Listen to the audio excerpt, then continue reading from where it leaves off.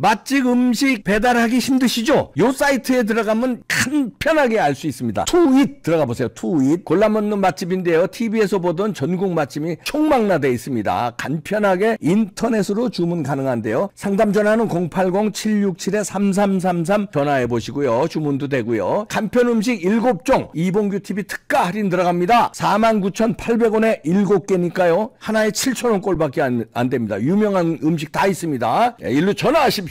간편한 음식 애국 기업입니다. 기가 막힙니다.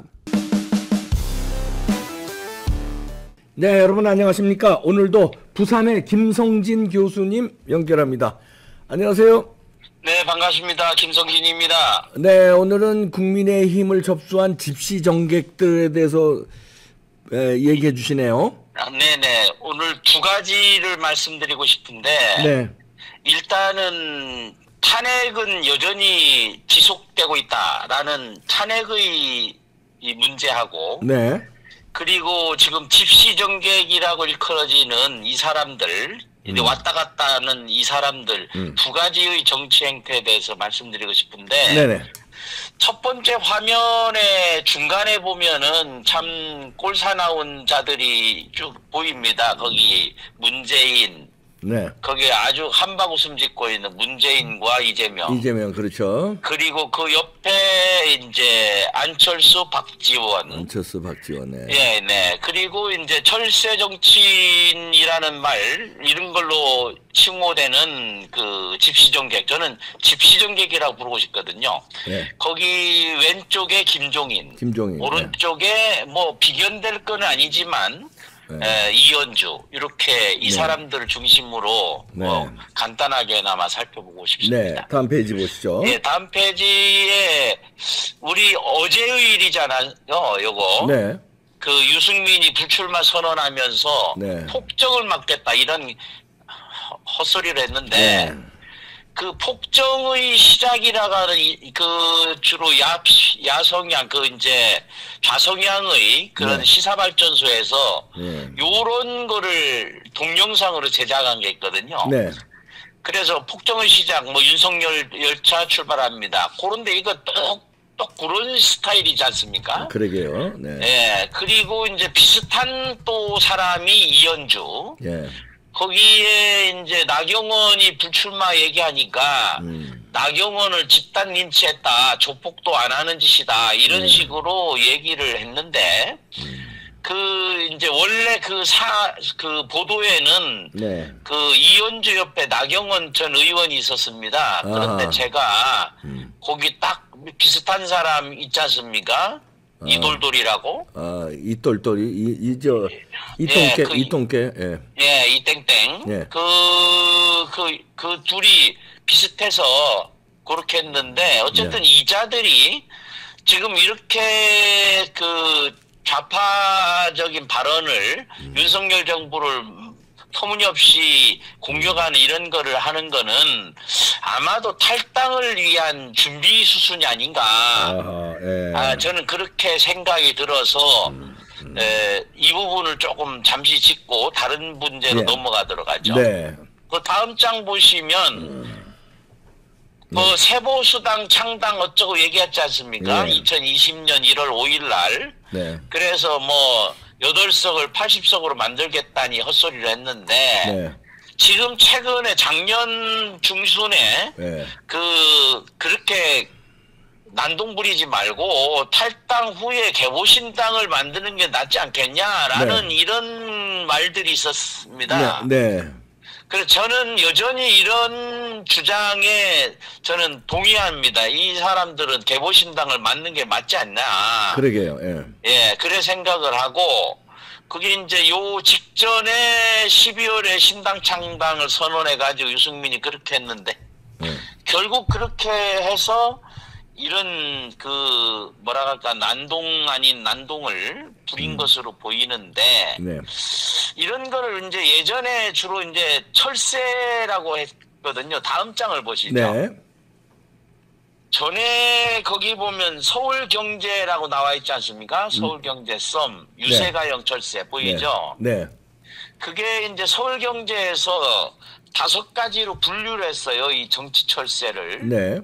그래서 이제 뭐 록비공원형 철새, 뭐 유세가형 철새, 생계형 철새, 뭐 네. 소팜 대실형 철새, 원조 철새 뭐 이렇게 해서 여러 가지로 했는데 그 대표적인 사람이 저는 김종인이라고 봅니다. 그렇죠. 네. 예, 이 양반은 뭐 경제민주화 어쩌고 하지만은 사실 일반 국민들이 볼 때는 너무나 헷갈리는 왔다 갔다 행보를 보였는데 뭐 정계 은퇴했다고 하지만 지금도 여전히 정계에 저는 기웃거리는 것으로 보이고 네. 정치적 영향력을 행사하려고 하는데 지금은 그 안철수 의원에게 은근히 신호를 보내는 게 아닌가 그런 생각이 듭니다. 예. 근데 이제 그 오른쪽에 보면 그 안철수 의원이 출마할 때에 김병관하고 붙은 것으로 기억을 하는데 네.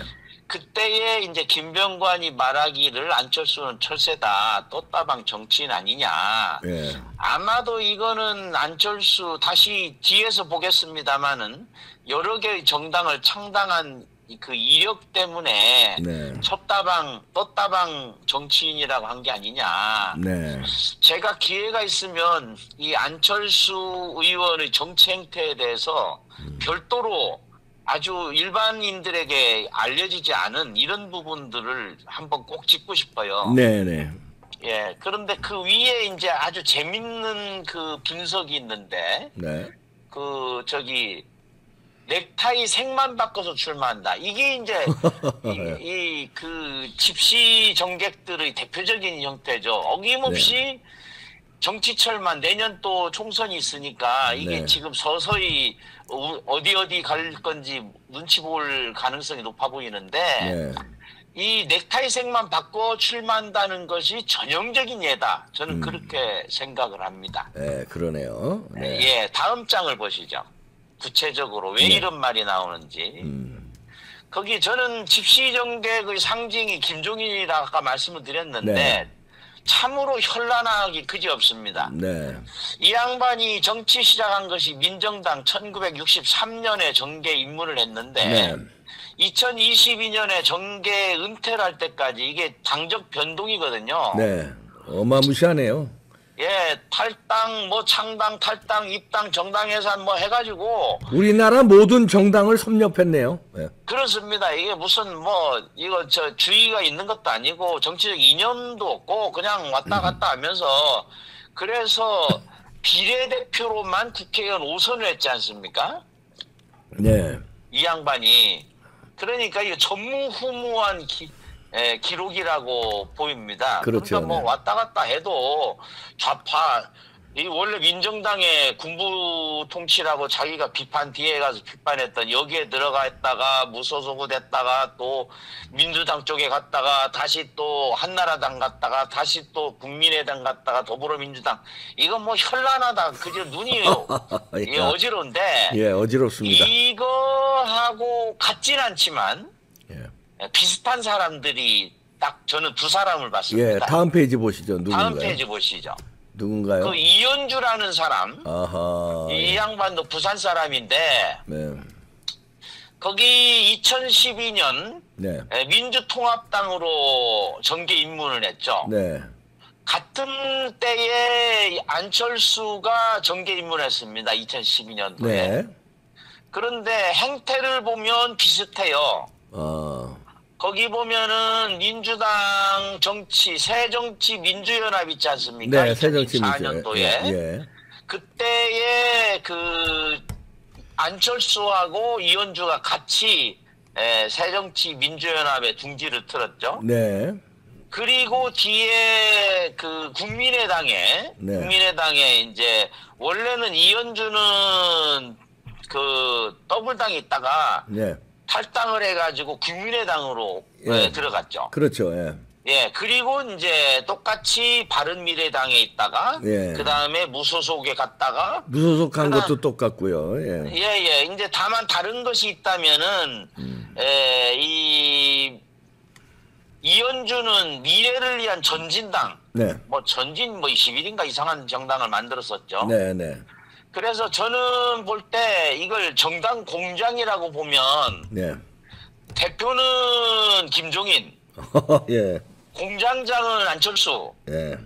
반장은 이현주, 이 정도로 뭐 볼 수 있지 않겠는가. 예. 예, 그렇게 생각을 합니다. 예. 예, 그 다음 장을 보시죠. 네. 그래, 이제 거기에 보면 그 둘이 이제 얘기가 나옵니다. 네. 안철수는 이 주장을 딱 유의해서 볼 필요가 있습니다. 네. 국민의당에서 박근혜 탄핵을 제일 먼저 주장했다. 이렇게 자기가 얘기를 했죠, 공식적으로. 네. 민주당은 머뭇거렸지만 제가 탄핵을 먼저 주장했다. 자랑삼아 얘기한 거죠. 자랑삼아 얘기한 거죠. 네. 그 다음에 똑같이 이현주 옆에 오른쪽에 잘 보이지 않겠습니다. 얘기를 하면 네. 거기에 아마도 제가 이때의 우리 당은 따블당입니다. 네.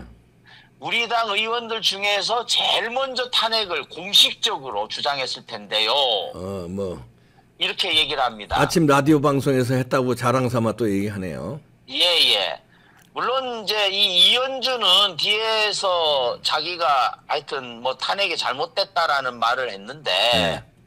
이쯤에서 저는 꼭 얘기하고 싶은 것이 탄핵의 강을 건넜다지만 네. 과연 탄핵의 강을 건넜는가, 탄핵을 주도했던 자들이 네. 잘못된 탄핵에 대해서 반성을 했는가. 그래서 안 저는 했죠. 예, 안 했죠. 예. 공중 고개를 하면서 탄핵의 강을 건넜는지 춤추면서 네. 아니면은 눈물을 흘리면서 건넜는지 이 부분에 대해서는 분명히 짚어야 된다고 생각을 하고 네.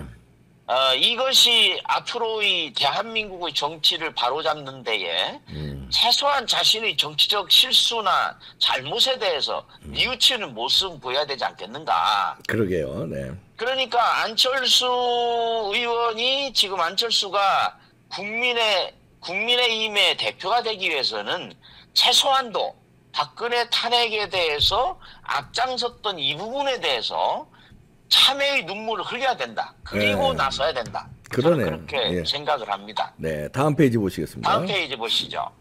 거기 보면은 이제 입당을 했어요. 그래, 이게 원래 같이 가고 있습니다. 지금도 제가 알기로는 이현주가 그 안철수의 선거운동을 앞장서서 돕는 것으로 알고 있거든요. 지금요? 예. 예. 저는 그렇게 들었습니다. 예. 예, 그러니까 이제 다시 또 이제 시작되는 거죠. 그래서 이 집시 정객들이 국민의힘을 차지하려고 하는 게 아니냐. 네. 저는 그렇게 보는데 이현주가 이제 더불어민주당 탈당해가지고 국민의당에 입당을 하면서 국민의당 친당 같다. 예. 뭐 안철수는 천군만마 얻었다. 아마 그 밑에서는 모종에 보이지 않는 흑막이 있지 않았겠는가 그렇게 네. 생각을 합니다. 네. 예, 다음 장 보시죠. 예. 그 김종인이 또 이렇게 꿈틀거리고 있지 않습니까? 네. 그래서 안철수한테 내년 총선에서 수도권 중요하다 이런 조언을 하니까 네. 여기에 따라서 그 수도권 대표론인이 하는 이런 말들을 끄집어냈지 않습니까? 네. 결국에는 김종인이 뒤에서 막후에서 이렇게 영향을 미치고 있다. 아하. 그렇게 생각이 안철수를 되고. 지원하는 거다 이거죠. 그렇죠. 네. 네네. 네. 어제까지 어제까지 뭐 욕을 하더라도 뭐 정치적인 이익만 생기면은 뭐 그 다음에 다시 또 붙는 게 이들의 행태니까. 김종인은 뭐 능히 그런 사람이니까. 예. 네네. 네. 그리고 이제 그 박지원 네. 또 이름도 좀 특이해요. 박지. 나 저는 박쥐처럼 보이는데. 네. 그 박지원이 민주당 복귀 신청을 하면서 이제 자기는 안철수 신당 참여 인생의 가장 큰 실수가 됐다. 뭐 이렇게 네. 얘기를 하는데 네. 이 말 그거 하면서 이제 기신에 쓰여서 안철수에 갔다 이렇게 얘기를 하는데 네. 그 이제 뒤에 탈출구를 만들어 뒀습니다. 네. 정치는 생물이니까. 그럼 뒤에 다시 또 안철수한테 붙을지 또 계속 안철수한테 칼을 겨눌지 네. 알 수가 없죠. 예. 다음 예, 보시겠습니다. 마무리 겸해서. 네. 근데 이제 이렇게 뭐 여기저기 왔다 갔다 하지는 않았지만 이 요새 꼴 살아본 사람들의 행태도 결국은 집시 같은 행태다. 예. 그렇게 보입니다. 거기 최강욱하고 김의겸 네. 이 둘이가 열린우리당의 비례대표로 들어갔지 않습니까? 네. 행태는 똑같지 않습니까? 그런데 네. 그래서 이들의 행태 그리고 그 저기 서울대 수의대의 누구죠? 그 더불어민주당의 대표했던 네, 뭐 서울대 저기 뭐 하여튼 네네. 그 교수가 있습니다. 지금도 이번 얼마 전에 그러니까 사사건건이 다 이 몸을 드러내죠. 저기 뭐냐 광우병 파동 때도 그렇고 그 다음에 무슨 이번에 최근에 이태원 거기에도 나서가지고 하는 그 양반. 네. 그 양반이 국회의원을 만들어낸 사람이 윤명희죠. 예.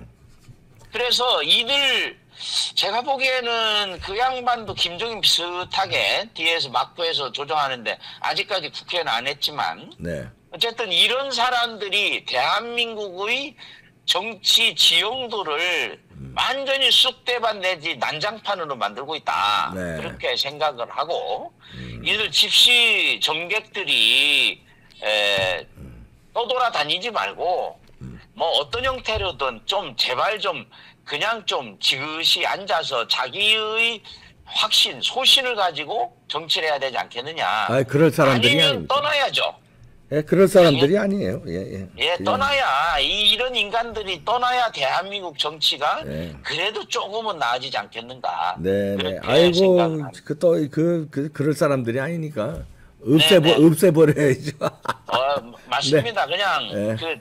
저기 철새들을 보다 이제 집시는 따로 수용소를 만들어서 예. 난민들은 수용을 하지 않습니까? 그러니까요. 예. 그런 정치 난민들은 따로 수용을 해야 된다. 네. 그럼 저기 경렬 비열도라든지 네. 뭐 이런 무인도에다가 따로 이렇게 수용소를 만들어 가지고 그쪽에 집단 유치하는 것이 맞지 않겠는가? 김성진 부산대 교수였습니다. 고맙습니다.